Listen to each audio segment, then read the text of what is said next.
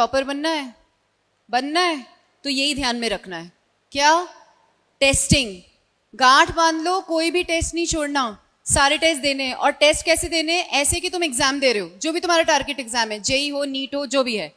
Obsession, तुम्हारी क्या चाहत है, वो कॉम्पिटिटिव एग्जाम, वो टारगेट एग्जाम तुम चाहते हो उसको क्रैक करना, जुनून नहीं है। जिस दिन जुनून आ जाएगा ना, उस दिन कोई नहीं रोक पाएगा तुमको।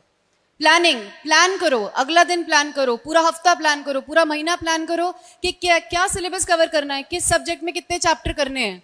प्रैक्टिस, वेरी वेरी इंपॉर्टेंट, और परफेक्ट प्रैक्टिस करो। जेई एडवांस को टारगेट कर रहे हो तो एडवांस के लायक क्वेश्चन करो, PYQs तो जरूर करने हैं। और हेल्दी खाना है, अच्छा खाओगे तो अच्छा सोच भी पाओगे। और रिविजन करते हुए चलना है हर दिन।